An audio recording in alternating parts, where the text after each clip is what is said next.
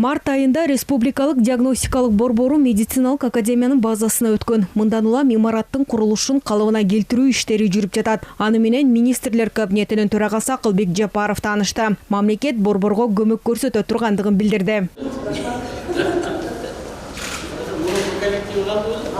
Иса Ахунбаев атындагы медициналык академиянын республикалык диагностикалык борборунун биринчи кабатында рентген кабинеттеринин ремонттук иштери аяктап, травматология бөлүмдөрү ачылганы турат. Кыргыз мамлекеттик медициналык академиянын студенттери билим алышат.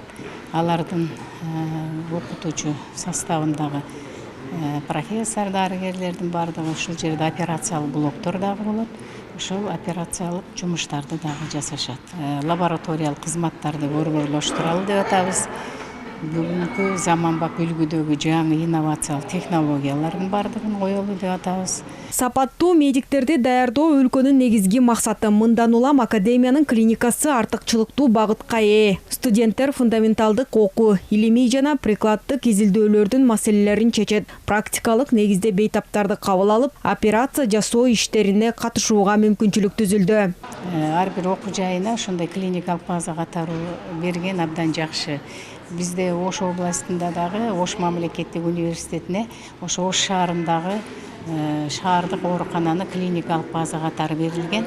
Буюрса аларга дагы жакында жаңы бир 4 кабаттан турган оорукана курулуп берилет. Дүйнөлүк стандарттарга жакын болгон медициналык мекемелерди курушубуз керек. Кыргызстан медициналык туризм, медициналык билим берүүнү экспорттоо боюнча жакшы мүмкүнчүлүккө ээ дешет адистер. Ар бир чет элдик студент Кыргызстандын экономикасына жылына кеминде $10 000 алып келет. Өлкөдө башка мамлекеттен келген 20 000 чукул студент билим алат. Biz studentlerdi көбүрөөк алгантабыз. Индия, Пакистандык студенттерди көбүрөөк окуткула деп атат биздечи. Ошону көбүрөөк окутсак, туризм дагы жакшы кетет экен да. Ошон үчүн бизде именно бизде академияны ушу университеттердин арасынан медиктер даярдаган университеттин арасынан биринчи местеге коюп атат да азыр.